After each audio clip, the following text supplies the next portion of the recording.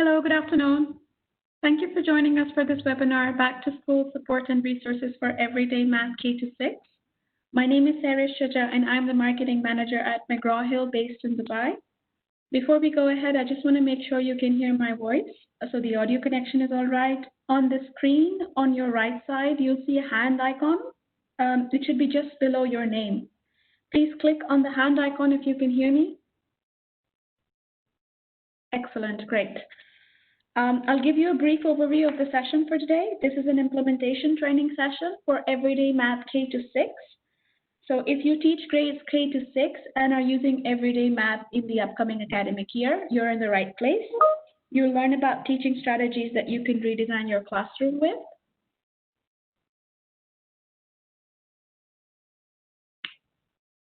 Okay, Afana, can you pass me the presenter rights? I'm sorry, I just noticed I'm not able to share the.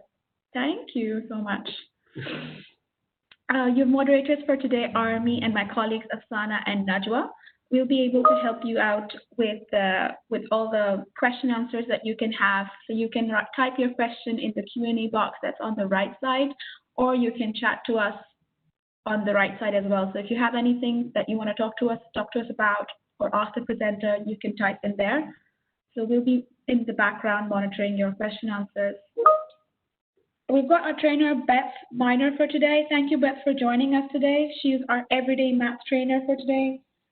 A bit of background about Beth. Beth is a senior curriculum specialist at McGraw Hill and has an experience of 35 years in education. She has been a classroom teacher, a curriculum coordinator, K-12 curriculum chairman, and has led several leadership positions across her career. Beth's expertise are elementary pedagogy, curriculum and instruction, and technology initiatives. And she's done numerous workshops internationally and nationally across the board. She's even been to UAE, so I've met her personally as well. Thank you, Beth, for joining us. Oh, I'm so glad to be here. Thank you. Excellent. And without any further ado, I'm going to pass on to Beth to go over the Everyday Math platform with you all. Thank you. Perfect. Thank you so much. And I'm going to share my screen, hopefully. That's our goal today anyway, isn't it? Perfect. Technology is a wonderful thing when it works, right? Yes, definitely. I want to thank teachers who have joined us today. I know it's a very hectic time. It's I'm going to try to clear some of these things to get you all out of the way as much as I like seeing you today. So hopefully you're able to share my screen. And as Sharice said, as we progress through our time together, I'm going to do just a little presentation here, and then we're going to move into the technology. So we spend the majority of our time there. Not knowing if you're going to be in your classroom or if you're going to be teaching remotely, and even if you're in your classroom today, the opportunity for teaching remotely may come up this year as we deal with all the unusual circumstances of what's happening in our world today. So want to be sure that you're prepared and that you know all of the technology that's available to you so that you can take advantage of it. So when we're talking about everyday mathematics, if you're new to everyday math, it is a bit of a different kind of a program.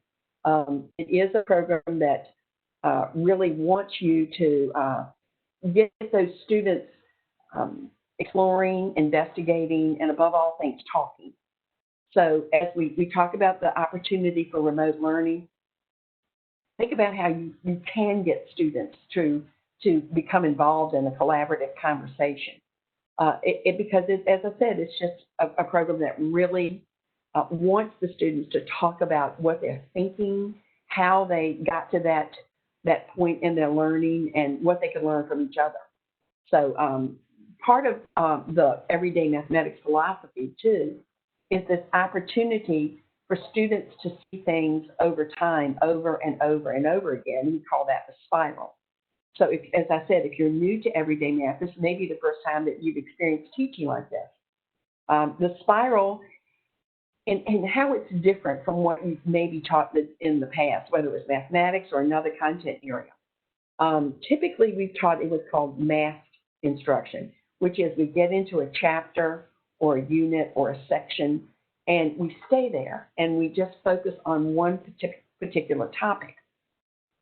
In everyday mathematics, we do the spiral, which is called spaced instruction. And what that actually means is we continue to expose our students to the same concepts and skills over time. So those of you who are teaching K-1-2, as an example, we know with these little young learners particularly, seeing things over and over again also gives them the opportunity to mature into the mathematics and to have more exposures to the kinds of topics that you're talking about. So this spaced instruction lets you really deal with very complex mathematics and at the same time continue to immerse them in it, give them exposure, and then continue to the next lesson or even the next unit and continue to talk about it. And I call that maturing into the math. But what it's really about is conceptual understanding and true depth of knowledge, not just knowing it for a week, a day, a month, where we ask them about it 2 or 3 months later and they act like they've never seen it again. And I know we've all experienced that. So this is what the spiral is. Now, as a first-time teacher of everyday math, sometimes it's very, very hard to move on. You're going to want to stay there. You're going to say, oh, I can't go to the next chapter. They don't know what I'm talking about. Or this student needs more exposure to this. And you saw, my little intro, and you know I taught 35 years, so I understand this feeling. And I taught early grades, K and 1, for 15 years of that 35. So I know what it feels like to say, but I can't go on. I've got to stay here longer. Whereas you and I both know as experienced educators, sometimes staying somewhere a long time does not mean they know it better. So if you'll just have confidence in moving on, I'm going to show you some of the tools that Everyday Math is giving you to have that confidence in moving on. Because we know that the learning of math occurs over time, and often it's going to occur across many lessons. One of the things that really embeds strong mathematical concepts are something we call daily routines in everyday math. So my teachers at K2, these are built in at the beginning of the year. They're built into your lessons. So if you're in the classroom, I want you to see this picture that I've taken of a first grade classroom, and you can see how the teachers set up a bulletin board so that the students are touching the materials. And I often laugh and say, if I go into an everyday math classroom and the calendar is perfect, every little apple on the calendar is just perfect, it doesn't have any little torn edges or anything, then I know the teacher's doing the math, not necessarily the students. So think about how you can let your students own these routines. And I'll show you how all the routines are in addition to your teacher's edition. So in this routine, you're using the calendar, and I'm sure everyone on this WebEx uses a calendar in some way. What we do in everyday mathematics, though, is draw all of the math out of it. And as a former first grade teacher, I think the thing I like to do the most was not put the calendar together, but take it apart. At the end of the month, going backwards, how many Mondays did we have in September? Were we at school on all of those Mondays? If I skip count backwards, how am I skip counting? By what number? And these are all prompts that you're given in your teacher's edition to be able to deconstruct the calendar so that the students see the math in it. Notice the little fellow on the right is putting up, he's using 10 frames to put up the day of the year. So each day we would count how many days in the year there are, celebrate things, use a number line to do that across your, that you have it posted across your classroom wall. I would put a Post-it note under a number when it was a child's birthday. And you'd hear them. We'd be in line ready to go outside or to the cafeteria to eat lunch, and you'd hear another child say, look, your birthday was on day 80 of school, and my birthday was on day 22. Look how much older I am than you. And then you hear them start to skip counting by 5s, by 10s, by 2s. It's a wonderful way to really get them into the math of their lives, which is what the routines do. So you have, in K2, you have these daily routines. So teachers in grades 3 through 6, it isn't that you don't have them, but the emphasis isn't quite as strong in the upper grades as it is in the lower grades because you're building the foundation of the routine. So teachers in 3-6, they'll come to you knowing these routines. And I'll give you an example. To take your own attendance is a daily routine.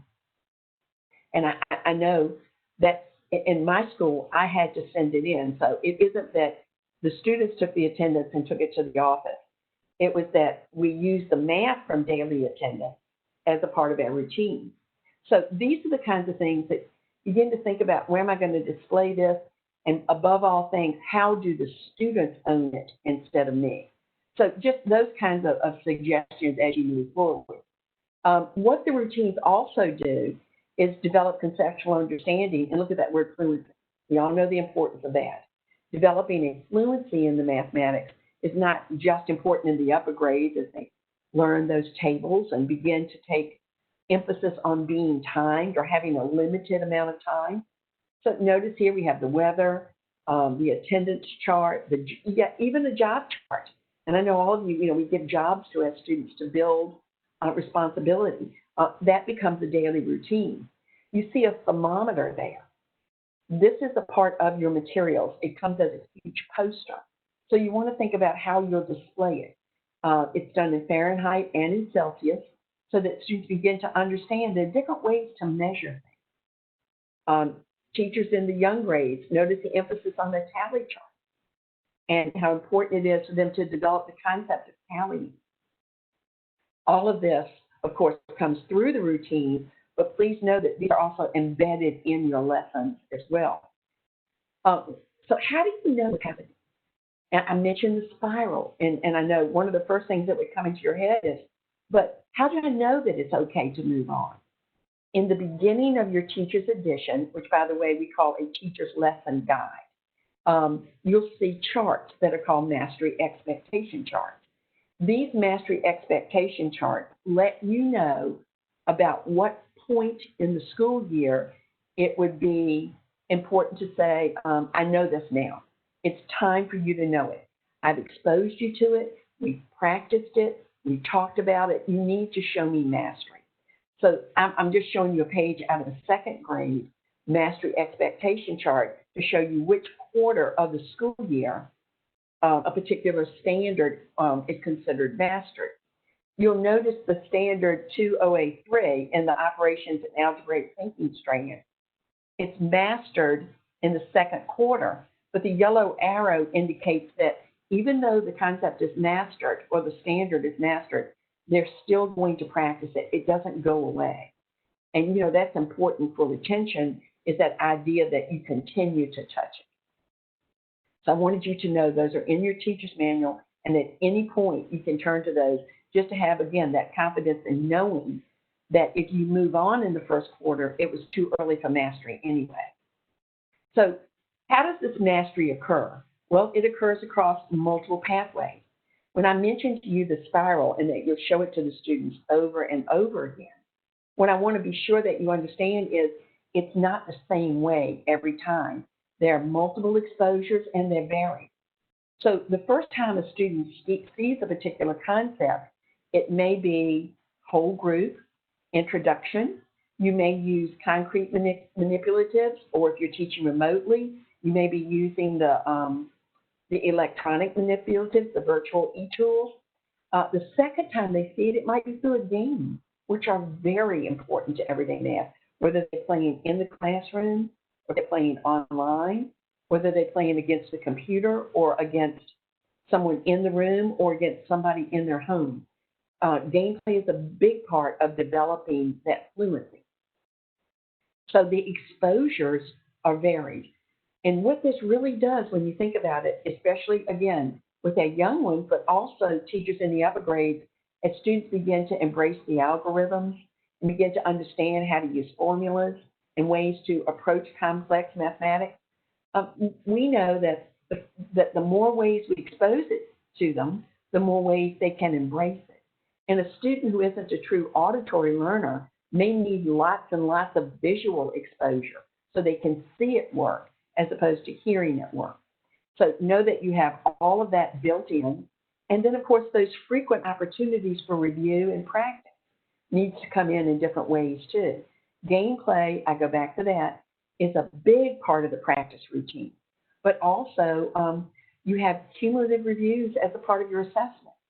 You also have built-in review through the child's journal. So those are just a few of the ways you want to make sure that not only are they mastering the concepts, but they're practicing them as well. This is another tool that you have that shows you the spiral towards mastery. This is in every unit. Now, every single grade level, K-6, has units of study. Kindergarten, you're a little bit different, always have been. You get the joy of introducing these students to the mathematics they'll have all the way through into their upper level learning. But when you open your teacher's lesson guide, and I'll show you where when we go into ebook, you'll see in every single unit organizer, these are the 10 or 12 pages in front of every single unit. A unit organizer is a fabulous thing. And I taught school a long time, and I know what we did as experienced teachers. We finish a lesson in a unit, and the kids are rolling, and we're just rolling along, and we go, and you get to those pages, and you go flip, flip, flip, flip, and just get to the next lesson and keep going. And I know that's a big instinct we have as teachers. But if you would just stop and look at these 10 pages, it will tell you exactly what your teaching life is going to be like for about a month. And it gives you such valuable information. For instance, you see here, when you see the gold in the spiral, those are the lessons you're getting ready to teach. When you see the blue, these are lessons that have come before you're going to teach, or they're going to come after. So it gives you that confidence in knowing this is not the only time that they have seen these concepts. These are not the only time that you're going to show them the concepts. So as you can see here, this is showing you in the gold. These are all the lessons you're going to teach on a specific concept. If you see a little red check mark, that means it's an assessment on a specific standard in that lesson. If you see a little starburst and a check mark, it means it's an official benchmark assessment, like a test. So just by glancing at this page, I can see just how I'm going to touch these standards and these concepts, how I'm going to assess them, maybe what came before in blue and what's going to come after in blue. So again, it's that movement towards mastery. And you'll also notice, and I'll put my cursor there, right here, there's a gold star. It says progress towards mastery. And it shows me by the end of Unit 2, I can expect my children to write as an addition number story that matches a picture, write a number model to represent that story, and solve the story. It's also telling me that they will have complete mastery of this standard by Unit 8. So no ifs, ands, or buts. This is it right here. So I like that part that says they'll know this now. And I like this one right here, Unit 4.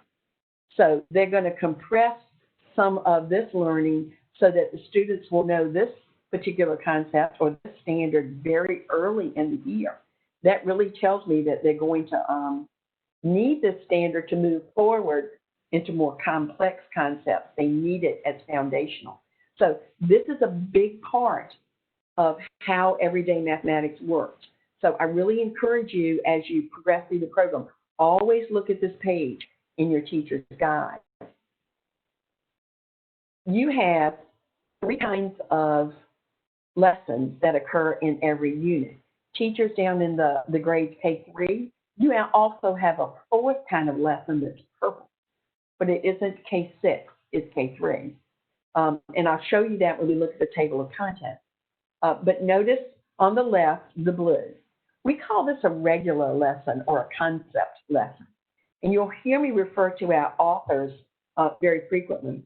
Everyday Mathematics is written by the authors at the University of Chicago. It's still there. McGraw Hill we're the vehicle that delivers it. But every single word, every lesson is written by our authors at the university. It's very unusual. So I just want you to know research is going on right now. Our authors never stop researching and finding out what's working in mathematics. How can we make everyday mathematics that program that delivers you not just the quality mathematics that you want, but it also keeps you up to speed on what the current trends are in mathematics as well. So there are concept lessons. They're blue, and the majority of your lessons will be blue. There are green lessons, and this starts in kindergarten all the way through. Kindergarten, this lesson starts in Unit 2 for you. And most of your units are, most grade levels have either 8 or 9 units. There's no grade level that's longer than that. So just as an example, third grade, you have 9 units, you have 108 lessons. Now, some of those lessons are 2 days long, not 1 day. So just giving you an idea of your pacing, it's going to be adequate to complete your program within a single academic year. But notice here in this green lesson, right there at the top, it says lesson 2-9, that's unit 2, lesson 9, 2 days. And I promise you, you cannot do it in less than that. It really is a 2-day lesson. But notice here, it doesn't say that. So when you see the blue lesson and there's no indicator for 2 days, it typically means that this is a lesson that's about 60 to 75 minutes long. So just giving you a heads up on that. But I just told you how many units you have. So occasionally you're going to want to spend 2 days on one of these blue lessons. Go right ahead. You can't spend 2 days on every one of them. But if you had a really tough skill and you really like to stay there an extra day, there's time built into that. And then over here on the right side, you see red. Anytime you see red in everyday math, it means assessment. So this is an assessment lesson. You'll notice it says 2 days. And again, you really cannot do it in less than 2 days. So as we look at these lessons, you'll see why I'm emphasizing that 2-day approach. The purple lesson that I mentioned for the lower grades, that's an exploration lesson. And I'm sure many of you already set up centers or stations in your rooms, and that is what this purple lesson is. It's a lesson that's designed to set up stations or work areas where students go and they do a hands-on activity. So what we've done is we've built them for you. And all you have to do is put out the materials, and the students will go from station to station or center to center and perform the task. And the idea about it being in the low grade is it gives those young students one more chance to really work on a very complex concept with hands-on manipulatives. So again, K3 purple, you have 4 kinds of lessons. Each of those lessons is built almost identically. And that's one of the beauties of everyday mathematics. So if you're a teacher on this WebEx who taught 4th grade and you're moving to 1st, one of the first things that you're going to love is the lessons are built just alike. And that's because of that authorship team at the University of Chicago. Because the same authors wrote different grade levels, they know how the program is built, and they built it to be consistent. We all know how our students love consistency. So you have a 3-part lesson design. Now I'm going to point out one more time. K, you're a little bit different, but not too much. You have a warm-up. It's designed to be about 15 to 20 minutes. All of these times are on the page in your teacher's guide. And the authors, again, are just reminding you about keeping the pace brisk and keeping it so the students are engaged the whole time. Notice that the warm-up is designed to strengthen fluency. It is differentiated. When you see it, you'll see what I mean about that. So just think about, you're warming them up. You're getting them immersed in the math. You're pouring out some provocative conversation that makes them want to think about the mathematics. Then you'll move into what's called the focus. The focus part of the lesson is designed to be 15 to 20. It can even stretch to 35. If you have more time than an hour, this is where you're going to want to put the emphasis. The focus part of the lesson is new. These are new concepts, new skills, new information, a new game, a new way of looking at something. So if you have time, extra time, this is where you're going to want to invest your time, right here in the focus. And the focus part of the lesson is designed around show what you know, share, learn together, and then reflect and share what you learn. So those are the components of the focus part of the lesson. Also notice you know what red means in everyday math. Anytime you see red, you know that it's going to be assessment. In the focus part of the lesson, there will always be an assessment opportunity. It's built in. It's called a check-in. Now, it's not designed to take a grade so much. It just gives you a little heads up on, are my students learning this? Are they progressing towards mastery? So you do have an assessment built into every lesson. Okay, that includes you. And then finally, part 3 of the lesson is practice. Notice it's, again, about 15 or 20 minutes. And when you look at what practice does, it depends on how you want to set up your classroom. And I want to emphasize the flexibility in everyday math. So I put this little diagram down here, this little circle, to show you. In the practice part of the lesson, you could, of course, have the students working independently in their materials, or you could set up a station approach. And this is like guided math. You could set up a teacher table where you're pulling students over and doing some of the wonderful differentiation I'm going to show you. You could have them working independently in their journals, which is what we call our workbook, a journal. Or you could have them collaborating. And by collaboration, I mean they could be doing a game together. They could be at a particular station working on a project. So there are so many ways that you can use practice other than the students sitting in their desk working in a book without talking or having them online digitally, working on some of the materials through the digital format. But this is your Teach for Understanding. It's a very clear pathway designed for, as I said, consistency, and it's across every grade level. So let's look at a blue lesson together. There are your 3 parts, 1, 2, 3. There's the time that the authors are recommending that you spend on it. Here's your red check. There's your little check-in. So as I look at this page, we call this a lesson overview page. When we look at this, you know exactly what your math period is going to look like. I noticed before you start, I'm giving you a little heads up on what you could or might want to do with this lesson. I'm telling you the vocabulary.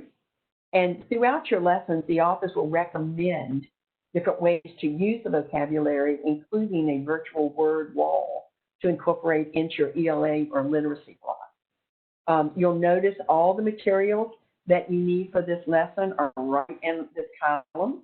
That's one place to see it. I'll show you others. Notice you have all your standards. So I get a great deal of information off this page. And facing this page is something that I think is wonderful. Right up front, I haven't even taught anything yet. And here are my differentiation options. So many programs put these halfway through the lesson or at the end. When I get that far, I may have already been searching for something to use with a select group of students. Or I might find that I'm running out of time and I don't have time to stop and do this now. But our authors have put them right up front. So we're showing you, before you ever start to teach, here are 3 options that you could use with your students. You will always have 3, every grade level K-6. You'll have readiness. This is a pre-teaching tool. This is perhaps you've seen some students that are not moving as quickly as you would like them to towards mastery of some of these concepts. I can pull them ahead of time and do a little readiness activity. You have enrichment. You will always have enrichment. Again, these are our high flyers. These are our students who are showing early on that they have grasped these concepts. And then you have extra practice. And you might be thinking, but you just said there was a spiral and there was going to be lots of practice. And there is. But you and I know, if you're going to touch something 100 times, there are students sitting there who need it 101. So we provided the extra practice. And you might notice here, there are these little cards. These are called activity cards, and you may have seen them in your materials already. They begin in grade K. There are about 100 for every grade level. So you can use them in these differentiation options. You can use them to set up stations and centers. You can use them for individual students. They can go into the online materials and use them. Again, if you're working remotely, they still have access to them. So I'll show you those in just a second, but just wanted you to notice that you get a little picture of what that's going to be. Notice down here it says English Language Learner in purple. In every lesson, you're always going to get this option of supporting students where English is not their primary language. So I see a hint down here on beginning ELL. I want you to notice the picture here. It looks like an iPad. What I'm showing you here is online only. This is not in print. Online only. You have a full alternative lesson. Now, what I mean by that is, you notice on the left, this is lesson 2.6. If I go online, I'm going to have a full lesson 2.6 that has the exact same content, but it's taught differently. It's taught with scaffolded suggestions. It's taught with a different approach. It's taught with different words and language. And the idea behind this is some students, and I'm talking all students, not just students who may be learning English as their primary language. Some students just are learning the language of mathematics.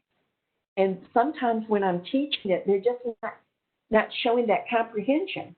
So I might go to this lesson for any student and try to show it to them a different way. And this way, I can ensure that I've captured the attention of every child. So think about that. You not only have this book full of lessons, you have full alternative lessons as well. It's like having two programs. It's fabulous. I just want you to remember, you might want to write that down. This is an online only. And when we go online in just a few seconds, you'll see where it lives. One of the tools that you have, and this is for first grade right here, is called a journal. These start in kindergarten. Notice here, student math journal, student math journal. Kindergarten, you only have one. All other grades, 1 through 6, you will have 2. Kindergarten, your student journal is called My First Math Book. It doesn't start until about January. And of course, the idea behind that is, as young early learners aren't ready yet, they need this whole first part of the year to become proficient at writing mathematics. And you have Blackline Masters that you're going to use. So it isn't that you're not writing, you're just not writing in a journal yet. A journal is exactly what it sounds like. It's a place for students to write and store their mathematics. One of the first things you'll notice about these journals is the pages are not perforated. And that's because they're not designed to be torn out. It's a collection of their mathematics. So think about that already. How do you want to get your hands on these and inside to see what students are doing? So I'm going to show you the electronic version, which you're actually the first group I've shown it to, brand new. We just put these on your digital resources. But the student math journal is a collection of all of their work. So by keeping it together and not tearing pages out, the students can go back, they can be reflective, they can look at their own growth in the journal. So I want you to also think for just a second about how you're going to make sure parents do this too. And that's important. Parents want to know what our students are doing. And I'll give you a suggestion. I used to take a piece of paper and maybe divide it in half or to thirds. And I would write, dear parents, please look at pages blank to blank. Ask your child what we did in class that complemented these pages. Please sign this note and return it tomorrow. And I would, cut the page in half, and I would paper clip the note to the outside of the journal and send it home in their backpack. This let me be sure they were seeing some of the work. And then it also had them have a conversation with their students. And they would say, well, when we did this page, we all had a clock in front of us. All of us were holding clocks. Or on this page, we put coins or counters on our desk. And it gets them to explain what kind of math they were doing as they completed the pages. Now, starting in first grade, and this math box on the left is not a first grade. First grade teachers, I don't want you to panic. That's not your work. But this, what you see on the left is called a math box. And I talked about practice and how important it is. You will see math boxes starting in first grade in the practice part of your lesson, part 3. The math boxes are a way to go back in the spiral. This is a 5-cell math box.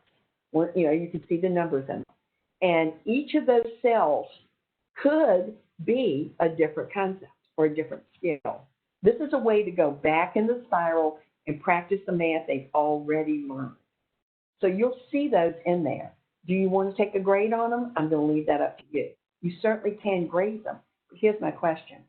If each of those cells in the math box, and as you can see in the first one, we're doing subtraction, but look at how the numbers change in the base 10 system. Number 2 is a number story. Number 3, multiple choice. Number 4, fractions. Number 5, a number story with a written explanation. So what are you grading if you grade that? Because there are lots of skills on that page, not just one. So you really have to ask yourself, do I want to grade the whole page? Maybe I just want to grade one thing on this page. So I just throw that out to you, and I want to get your math thinking going. And if you want to type anything in the chat box about that, I'm happy to answer your questions. But do notice that it is an ample form of practice. It's not the only form of practice, but you will do one of these in pretty much every single lesson once they've been introduced. And first grade teachers, you won't introduce them right away. We're going to get them into the program, doing those routines, understanding how to use this journal almost every day, and then you'll introduce the math boxes to them. You'll also notice at the top of the math box page, it says date and time. Here's one more way we can practice writing the date and time. Now, as a teacher, I used to have them write the time they started the math box and the time they finished it. And that way, I could practice elapsed time, which, as you know, third grade teachers, that is so hard. So just one more way to use those pages. So how does this lesson work? So first of all, you're going to notice at the top of the page those all-important practice standards. There are only 8 of them. But we want to make sure that you're aware that you're teaching these. So you'll notice these little yellow boxes built into your lesson. When you see those, it's reminding you that you're teaching those practices, the model the math. Those 8 standards that are K-12. So just know that they're built in through everyday math. You see the warm-up up here. Notice the warm-up has little buttons beside it. Each of those buttons represents a difficulty level. If it's one button colored green, it's the easiest. If all 3 are colored green, it's the most difficult. So even as you start your math, and you want to start with mental math and fluency, these children are not taking out paper and pencil and solving these.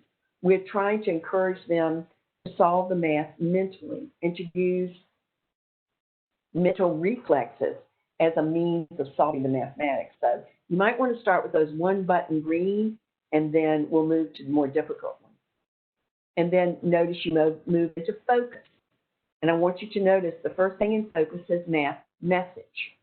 This is not problem of the day. I know a lot of programs have problem of the day. Math message is problem solving. So you're going to open your lesson with problem solving. You're going to have them think about something. They might write on a slate or whiteboard. They might turn and ask a neighbor a question.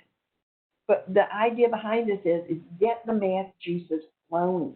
Get them into what they're going to learn. So it isn't that a math message is always answered, But again, it's about getting the lessons of the day initiated with the student. And typically, when you get into the lesson, the first thing you're going to notice is the first thing you do is math message follow-up. So I do the math message, then we immediately start the lesson by talking about what the math message asks them to do. You're also going to notice something else about this that might be different from other programs you've taught. In so many math programs, right here in the middle of this page is the child's book. And then everything you want to know is around the edges. But notice, in your teacher's guide, everything is for you. This book is for you. This is what you use to instruct mathematics. So the place that you'll see the student pages is along the edges, and everything you're going to do is right here down the middle of the book. Now, it's not a script, but the authors do suggest that you ask very specific questions. And when you see red, the red is an anticipated response from the student. So you'll notice here at the bottom of the page where you see all the blacks, that those are the questions that you'll ask. When you see the red text, those are what we think the students might say as an answer. And then you'll progress through your focus. Before I move on, I wanted to point out to you. You see the warm-up in your lesson. Notice on the right side, it tells you where to go online and which tools to do if you're going to use this remotely, or if you're going to use this in your classroom, perhaps on an interactive whiteboard. So these little tiles over here on the right are showing you that you could do this in your pre-built presentation, or you could use the e-toolkit, which would be the virtual manipulatives, to help students solve the problem. So I want to be sure that you knew that all your digital resources are pointed out to you. So more tools that you'll use. Kindergarten, you have something called Minute Math. Grades 1-3, you have as well. These are little books. Look for them in your materials. They're about the size of an index card, very small. It's exactly what it says it is. It's a minute of math. We're building those math fluency skills mentally. Again, no paper, no pencil. So you might say, so when do I do them? Periodically, the authors will remind you to use them. But also, you can use them anytime you want to. And they also have the green buttons on the pages to remind you the difficulty level.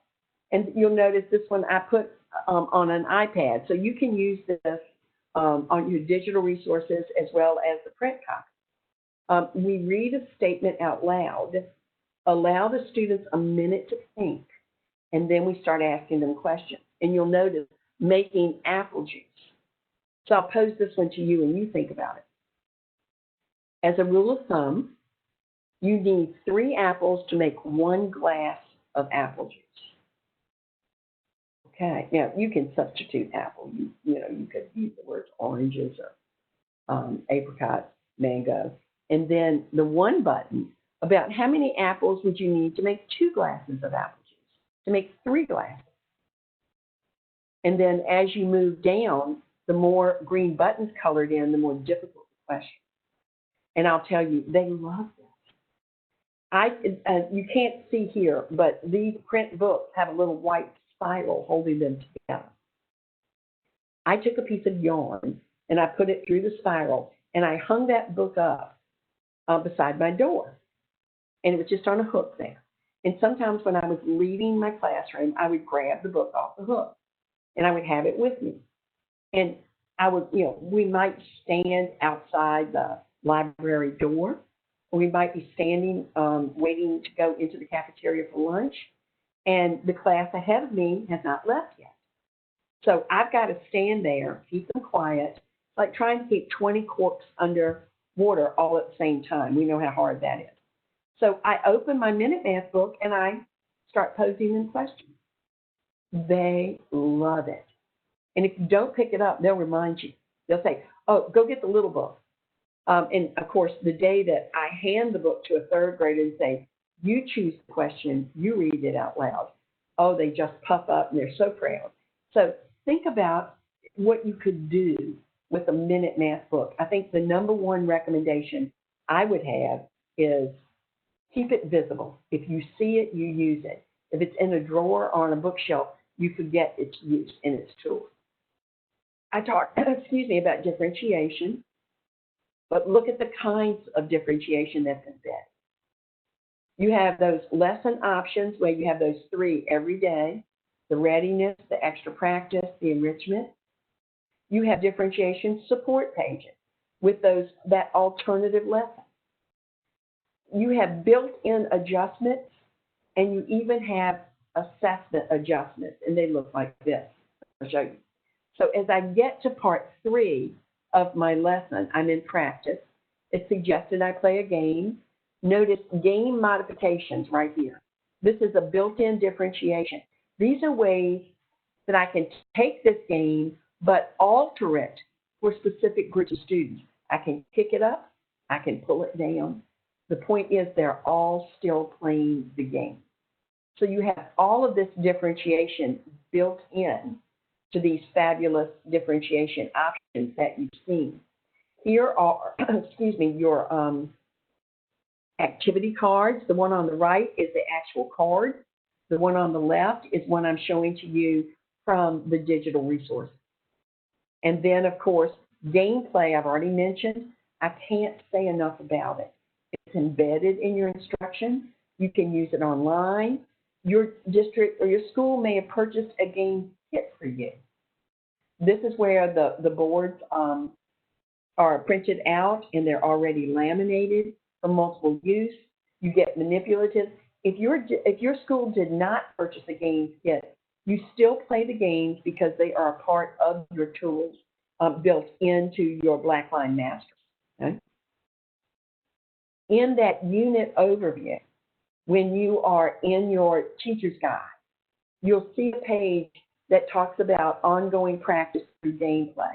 And what that's doing, it's reminding you of which lessons in your unit have games built in. So it's not that you have to make time for them so much as you have to think about, how do I want to play them? Do I want to do it with the manipulatives in my classroom, or should I encourage my students to play these online because they're the exact same game? And again, I mentioned the differentiation. You will see the game modifications in your teacher's guide. You'll be reminded of what you can do to make sure that every learner in your classroom is supported. And then, of course, this is what the children see when they log on. When you give them their login and password, this is what their page looks like. So notice down here it says EM Games. It looks like a spinner right there. When they click that, they can get to any game in their grade level. And we'll look at that in just a second. I just wanted to remind you that you can play these in your classroom. It would be a great part of a station rotation, going to centers. You can play them from home. Parents can see them and play them with their students. And if you go to remote learning, this is a great way to ensure that your students are still getting fluency practice. Games, can't say enough good things. But I want you to think out of the box about games too. Don't just think about fluency. I want you to also think about reasoning skills, problem solving, articulating strategies, using vocabulary. All of these things are going on when a student plays a game. So it's more than just fluency and basic facts. Games play a big role in developing strong math minds. So think about that. And when you log into a game, for instance, third grade teachers, here are yours. And notice at the top, beside the tab that says grade 3, it says skill builder and challenge. So even when a student is playing a game, you can differentiate. So if I'm a third grader and I go to skill builder, I can play these games, but I play at a more foundational level. It isn't taking me backwards off my grade level. It's giving me these games in a more foundational, kind of a playing field. Challenge is exactly what it says. It will kick it up a notch. Now, I don't want you to think these are only games you play in third grade. When I click on any of these tiles, for instance, topic, I may get as many as 12 ways to play topic. I can play with cards. I can play with dice. I can play with dominoes. I can play it with addition, subtraction, multiplication, division. So you have a lot of games to play. They're going to last you a whole year and more. So just wanted you to be able to know that you know that. So before we go into the online resources, let's touch on assessment for a second. At the end of every unit, K teachers, except you, and I'll share that with you in a second, you're going to have this progress check. This progress check lesson in grades 1 through 6 focuses on doing 2 days. And here are your little tiles reminding you that you can use all these resources online. Notice it's a 2-day lesson. In day 1, you're going to do an assessment. This is a written assessment. I'm even showing you what you need to print out from your assessment handbook. So this is a test, and you can grade it. It's very fair to grade. And then it reminds you that the items show mastery to this point in the year. So that's the first day, and it takes you all day to do those things.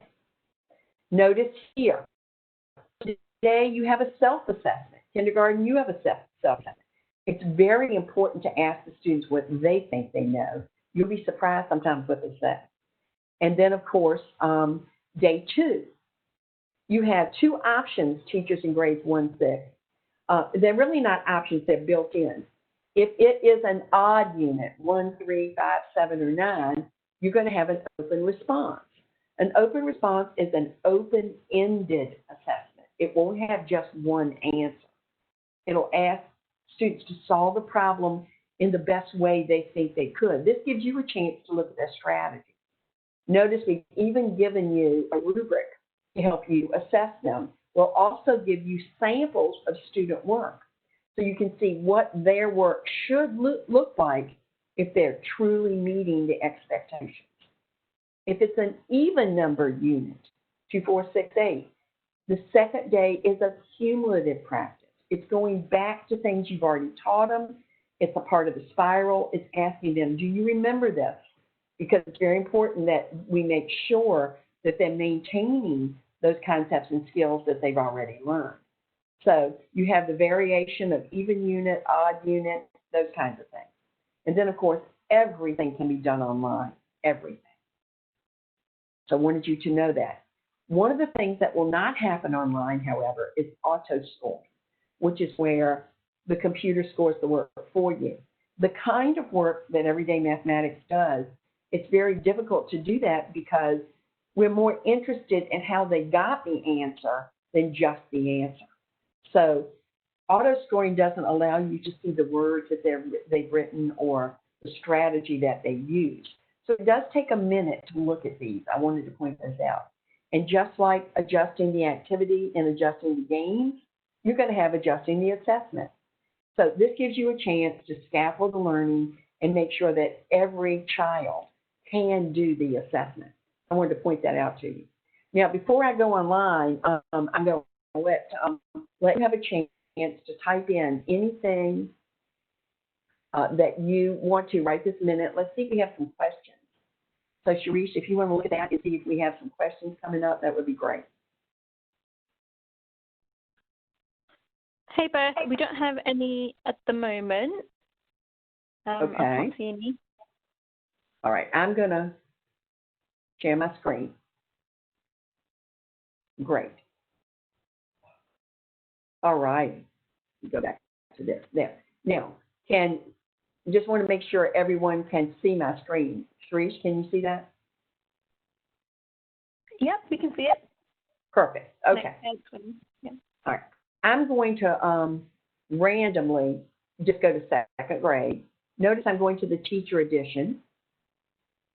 Because I have the option of teacher or student. So I'm going to go to that. And I'll just share with you now, your school district or the school that you work in may have already built your classes for you, and I hope they did. If they didn't, there are online instructions. When you log in for the first time, it will say create your class, and it gives you the chance to do that. I want you to notice that when I logged in, I'm on a lesson. Again, that's unlike most programs where you have to go somewhere and search for it. So I'm going to show you how you do that so that you can make sure that what you're seeing the students also see. Notice it gives me the date and it shows me which lesson that I'm on. And the reason I can do this is I want you to look here. This is called the hamburger menu. At McGraw Hill, we like to use a lot of food as our source. Notice over here, this is called a planner. And the reason I opened this lesson is because I've set up my planner. It's all you're doing is you're setting up your whole year. Put in the first day of school, the last day of school, hit create, and your lesson will populate into your planner for the whole year.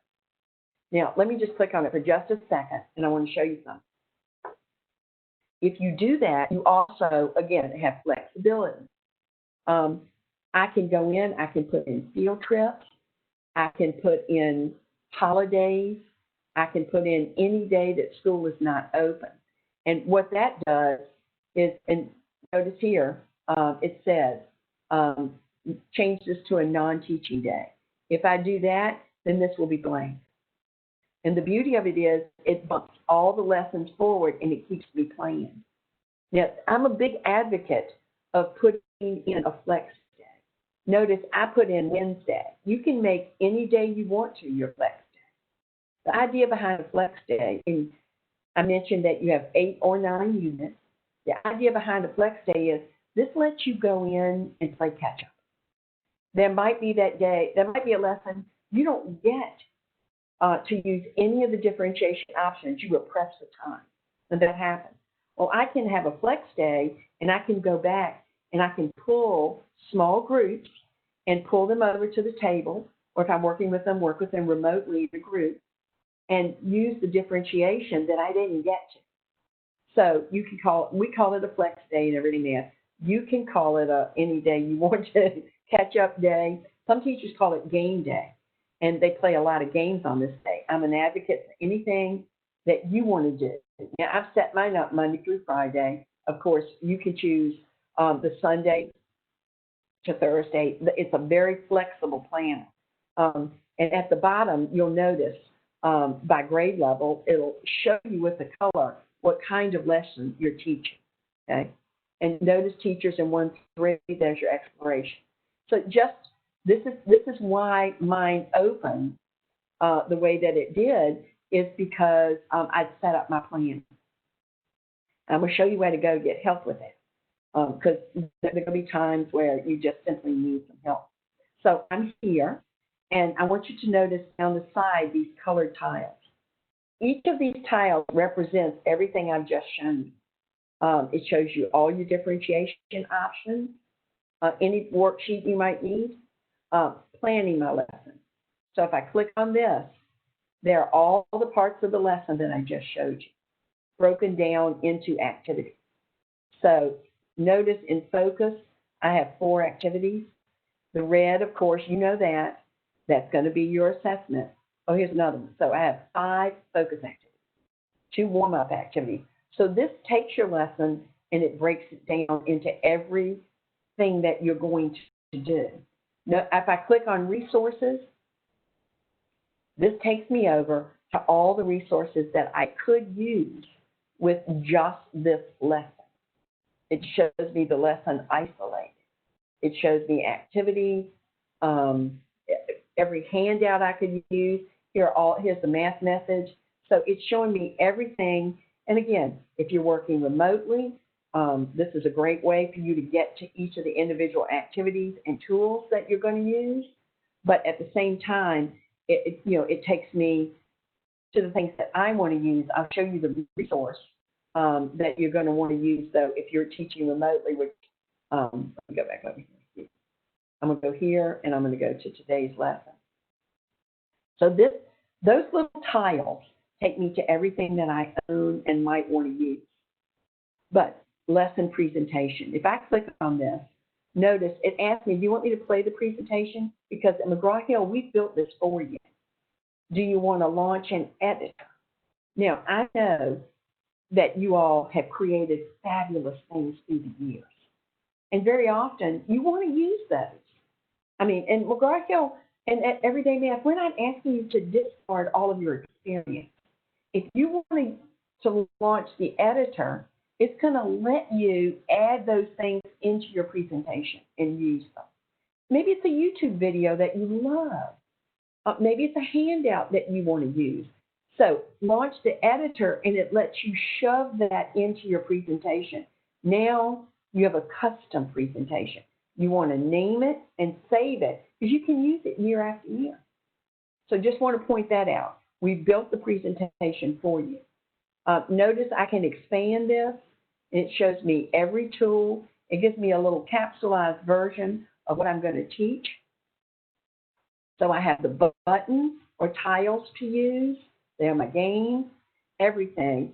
Or I can expand it, and all of these are live links. If I click on the vocab, it actually takes me to the glossary. So I wanted you to see all of that. Now, I'm going to go back to the menu. This is my favorite thing. So I use the menu a lot.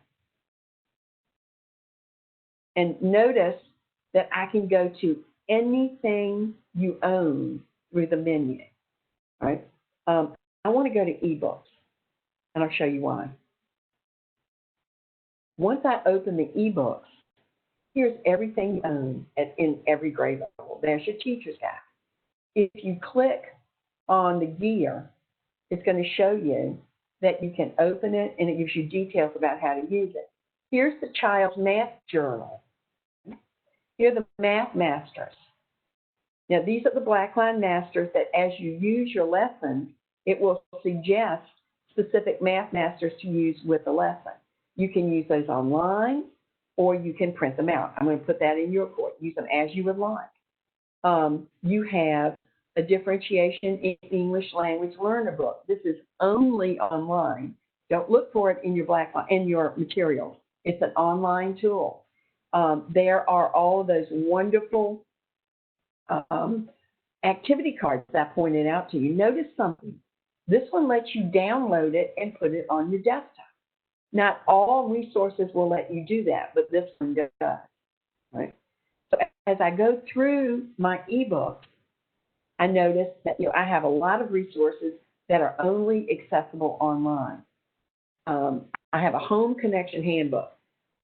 Teachers, this is fabulous. Take a minute to look at it. You'll notice that it is one of those resources that is only available through your online resources.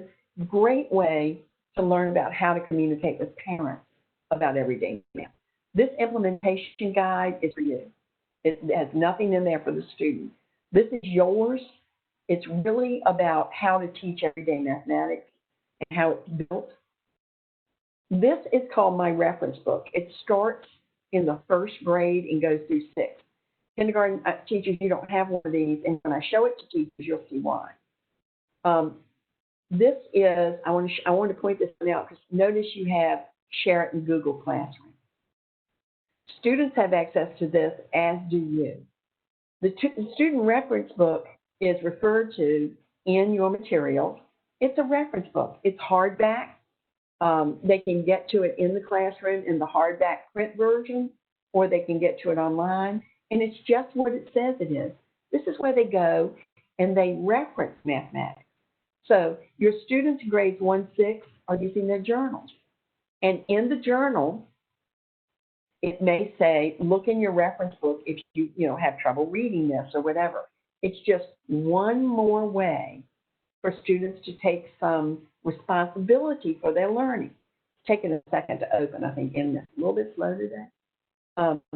So I'm going to go ahead, and this is the table of contents. Whether you're using your materials or the student materials, when you see this, you'll always know it's the table of contents. So in the student reference book, the table of contents is not organized by their unit. It's organized by what you're learning. So if I go to operations and algebraic thinking, it's going to take me in the reference book to those pages that will support those concepts in operations and algebraic thinking. So you can also turn the pages, you'll notice here, next page, or you can go here and type in a page number. But again, that's if you know where you want to go. don't think I clicked on that. I apologize. These are the kind of things that you need to demonstrate for your students. They don't know how to do this, unless you give them the encouragement. The beauty of this book is teachers in grades 1, 2, and 3, it will read to them. Well, it reads to them all the way through grade 6. And as you know, very often, this is a different kind of reading for our students. So we want to make sure that they're understanding it. So in operations and algebraic thinking, creating rules and shortcuts. So if I click here, create rules and shortcuts. Rosa knows her double. so these are the kinds of things that really are tremendous tools in working with our parents. Great tools in working with our parents, because they themselves may not understand exactly what the student's doing. And so by allowing them access to the reference book, this is going to let them work with their students and understand how we're delivering this mathematics. And again, by clicking here, we simply go to the next page. And very often in the student materials, you'll see the icon at the bottom of the page. Notice when this opens, you'll see at the bottom, here we go, see this MRB, My Reference Book, 24. This will show up on pages in their journal, and what it says to the student is, if you've forgotten how to do this, go to this page in the reference book and you will get help. So you can certainly use it in the classroom, but think about homework. And they're at home doing homework, and they've forgotten about a part-part total diagram. They can go in the reference book and get a tutorial on it. So just one more way, not only are you supporting the students and the parents, but the students are getting reinforcement with their learning as well. Grades 3 through 6, you each have your own, 3 through 6, you have each one, you have what's called a reference book, and they love it. SRB is how it appears, student reference book. So let's go on back, and you want to be sure that you knew you own that. I want to, there we go. I'm back in the e-books. There are all your activity cards. This is a little booklet on using those activity cards beyond centers and things like that. I want to be sure you know that I opened second grade. Second grade teachers, look. You have a first grade teacher's guide, and you also have a third grade. So you have the grades all around you. You have a third grade. And these are provided. We're not asking you to teach another grade level, but as you well know, spring was very unusual. And you might find as a second grade teacher that because the students were not in school in the spring, you might need to go back and reinforce a concept from a previous grade. So we wanted to provide you with tools that you might use that would help you do that. You also have a brand new tool. This just came up last week. Notice the letter E in front of journal. This is the Child's Journal electronic. Students can now do their work electronically on their journals, and then this is where you go, and when you open it, you can see their work. Brand new. We just loaded this. Notice it's also in Google Classroom.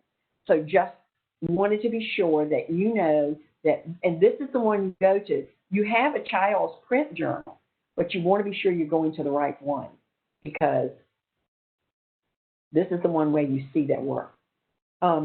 Before I move on, I want to point out something very important. I went back to my hamburger menu, professional development. After our time together today, this might be one of the most important things you can open in your resources. You have two choices, implementation support and virtual learning. I'm going to click on virtual learning first. This is the only time that you will ever leave McGraw Hill. Every button that you click, every tile you touch is in McGraw Hill. Right now, we're going to the University of Chicago. Because of our relationship with the authors at the University of Chicago, they have built a STEM center. This STEM Center is devoted to everyday mathematics. Once you and I finish our time together today, your first piece of homework is to go here, log in, and join this. It's free, absolutely free. So when you log in, it's going to give you the chance to access anything. And I thought I had logged in. I apologize. So it will remember me. If you click that remember me, when you click on this, you don't have to log in every time. It will show up with your name. What I want you to notice is this. The authors have built remote learning guides. So you see it here. If you have to teach remotely, click here. They are providing you with a wealth of information. You can also search. And notice I've searched routines, I've searched kindergarten cards. You can do anything you want to with other users of everyday mathematics. This is developed just for you. Notice it has professional development. You can go to resources and do filters. Like if you're a third grade teacher, click that I only want to see third grade things. I cannot tell you how valuable this is. So I wanted you to be sure that you knew that you own that because it is a valuable tool. Now I want to click, that was under professional development, virtual learning community. First piece of homework, join. I'm going to click on implementation support. And I want you to see what you have here. I love that we're having our time together today, but you're going to want to do more than just spend time with me. So I click on implementation support. Would you look at all the implementation support you have? Distance learning. So if you're going to teach remotely, if you click here, what we have done for you is we have built distance learning support. These tiles are all videos that we have built just for you about remote learning. This is a remote learning guide. This is a webinar. Each of these grade 2 support for teaching remotely are about 59 minutes long.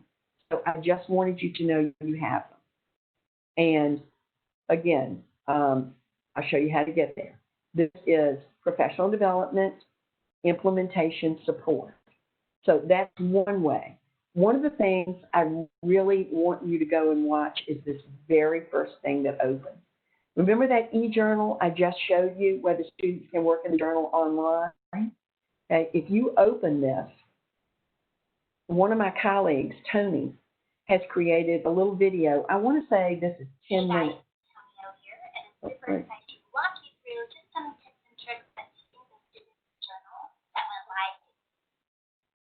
So this is the ebook. This is the child's book, the child's landing page. I'll show you that in a second. I'm in the teacher side. So this is going to tell you exactly how to use that electronic journal so that the students know how to use it and so that they can, so that you can see their work and score it. But look at all these fabulous tools that you own. Oh my goodness. How to lock and unlock assessments. How to use Google Classroom. Look, you have 10 pages. Now, I'm only showing 6 things at a time. You can click right here, and it will let you show as many as 48. So we have tried at McGraw Hill through implementation support to do as much as we could to provide you with the kind of support you need when I'm not here to help you. So just wanted to show you those. The very first lesson. These are videos for everything digital, and they're only about 5 minutes long each. When you see something black like this is an author, and this is a video that we put here from one of the authors. This is getting started, a pacing guide, the e-presentations.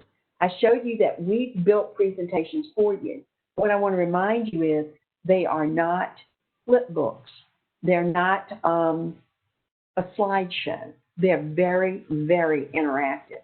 So you might want to watch it on how to use it. I wanted you to set up your planner, and I really do.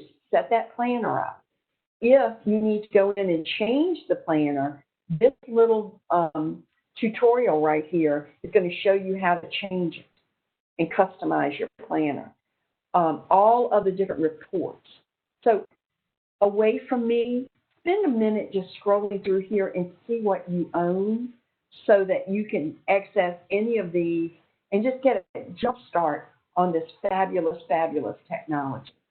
I'm going to go back to the menu, and I'm going to click.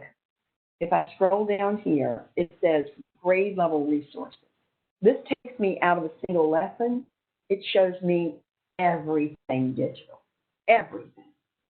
So let's look at this. Every handout, everything. But the beauty of this, rather than do all that scrolling, is go over here. Each of these is a live link. If I want to see do any time activity, you know how those parents often say to us, I want to help my child, I just really don't know what to do. I'm not sure how to help them. Give them the do any time activities. Literature links. Do you want to go into the school library and choose a few books that you can read that would connect to the concepts you're teaching in math? Right there. Things that are only online. Teachers, look, they are the routines if you want to isolate the routines. Tutorial. Everything that you need or want is right here in your resources. So you can do it by lesson. You can save your own files here. You can tag things that are favorites. You can get your ebooks, or again, go to your menu. Your menu takes you everywhere. So I'm just going to scroll down, and I want to show you this before we move to the student material. This is a spiral tracker, and I emphasize that Everyday Math is a spiral program. So you saw that little page that's in your teacher guide, and it's a wonderful thing, but it only shows you unit by unit. What if I want to look at a single standard through a whole year? I'm just doing this randomly, by the way. I'm just going to choose this standard, and I want you to see something.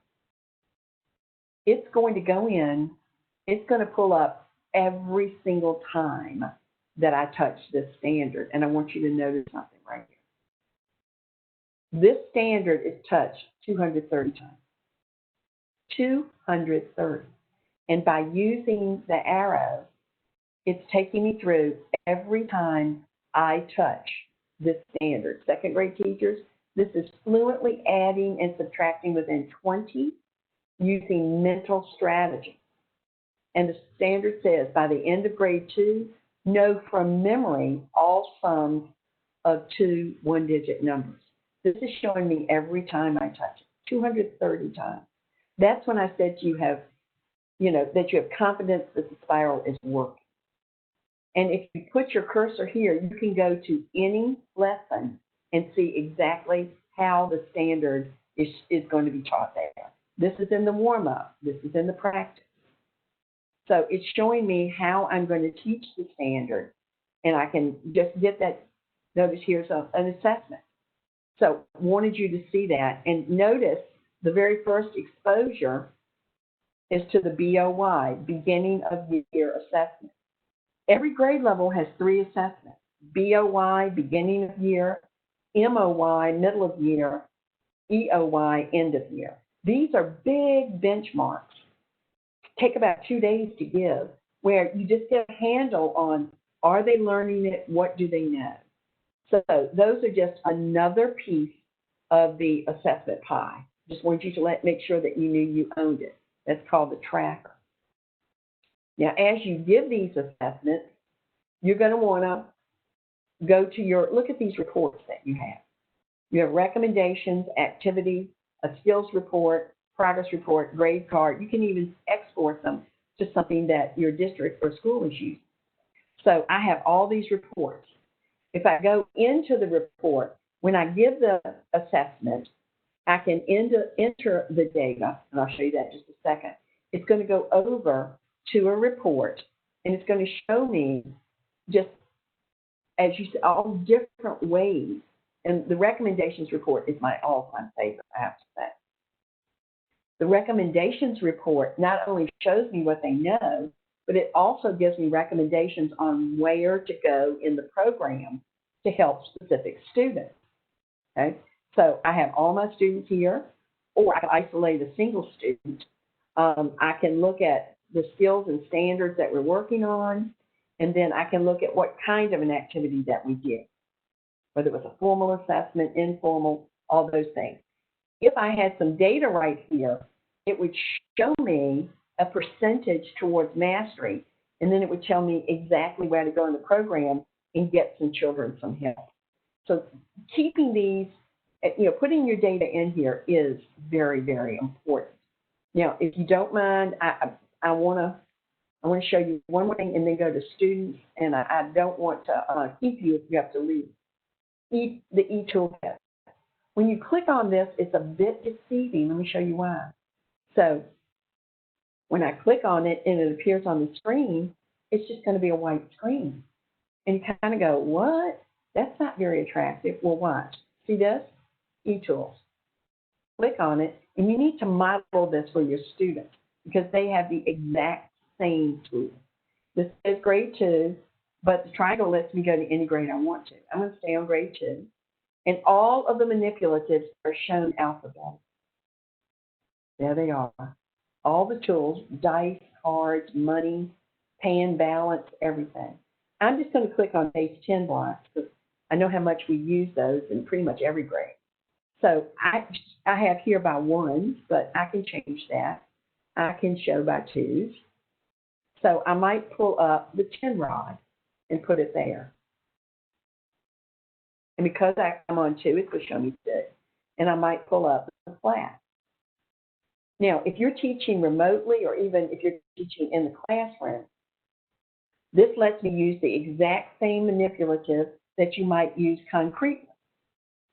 Notice when I clicked on this with my cursor, a little hammer appeared. Well, we know in the low grades, especially K1, 2, the emphasis that's put on composing and decomposing number. Why? If I hit that hammer, I can break this 100 down into 10 10s. So think about what that does for students to finally understand what it means to have 10 10s where it looks like this. Now, of course, I can go here and I can clear my screen at any time. Your students have this exact same e-tool on their material. So this is and if you want to spend more time in e-tools, they're on that implementation support in professional development. There is let me go back here. There is a little tutorial on there on how to use it. I'm going to go out now, if you don't mind, to Connect Ed for the last few minutes. This is where I logged in for the very first time. And I was in 2nd grade. Let's go to 3rd grade. I'm scrolling down. Student edition. I want to show you what students see when they log in. So I clicked on students, and when they log in, this is what they see. I'm just going to go ahead. I'll go to demo. This is I let a lot of students in. So teachers use my site. So sometimes I go in, it's kind of messed up. Notice where the student opened on the lesson you taught that day. Notice here they can go backwards to any lesson you taught. They cannot go forward. So they can't get ahead of you.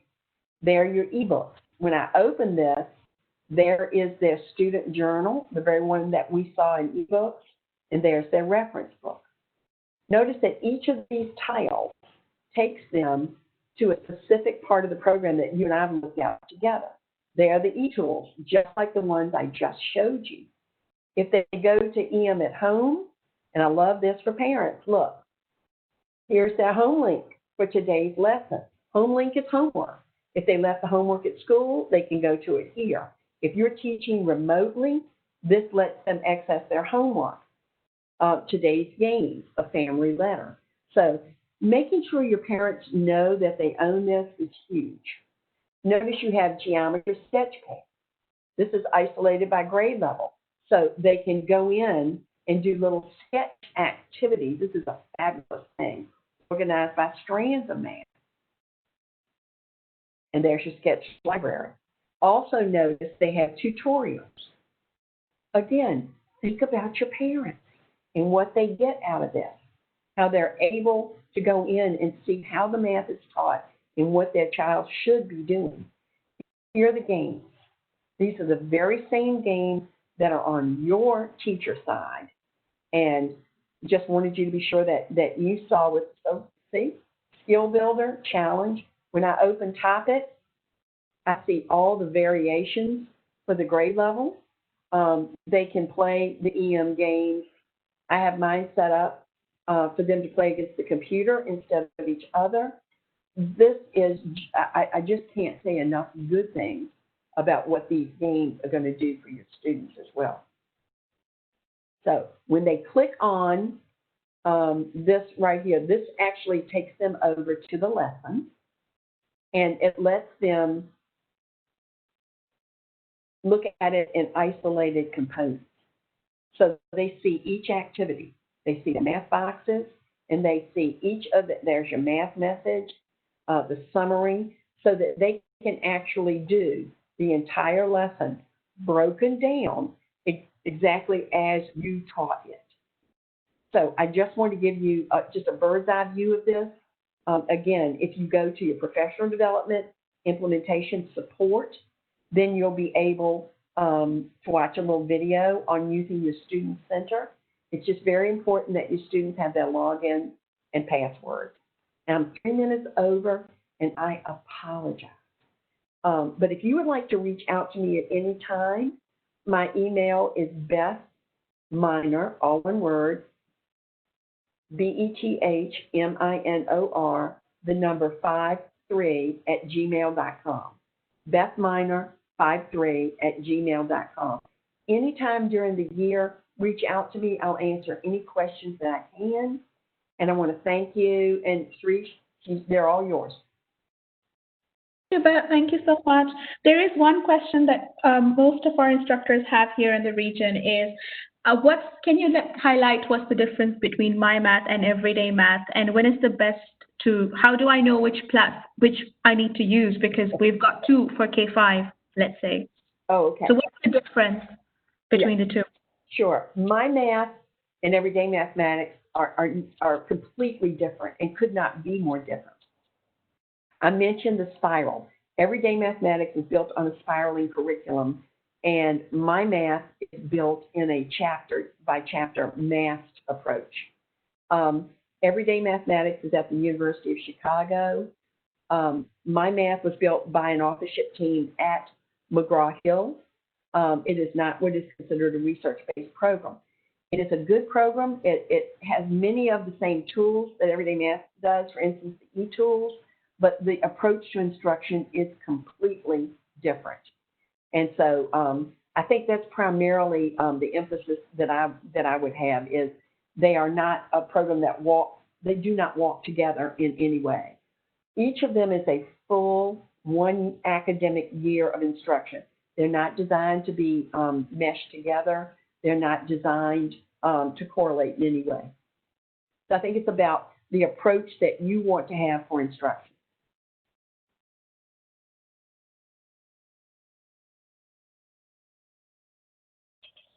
Thank you. Hope that answers your question.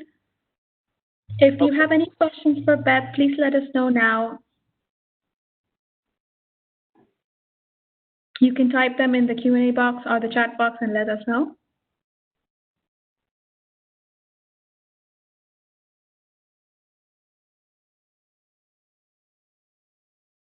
Is there a demo account they can use for Everyday Math?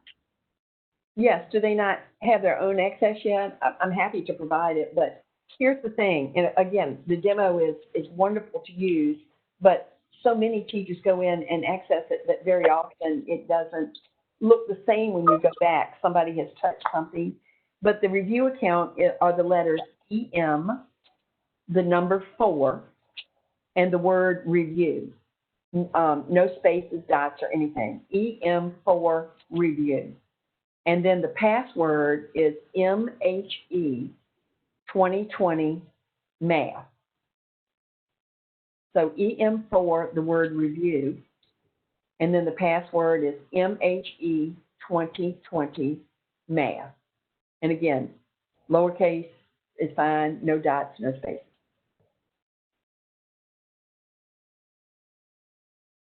Okay, I guess that's it. Thank you so much. Thank you for coming. I appreciate it. Have a wonderful year, and I look forward to hearing from you. Thank you. Thank you, everyone, for joining us today. As my colleague mentioned, actually, no, we didn't say that yet, sorry. You will receive a recording of this webinar after like in a week's time, and you'll also be able to download the certificate for the webinar that you attended for Everyday Math K-6 on the email that we'll be sending you. So you'll receive an email with the recording of this webinar and an option to download the certificate. So watch out for that email that's going to be in your inbox about a week's time. Other than that, you can stay in touch with us on our social channels, or you can always drop a line if you have any other questions for us.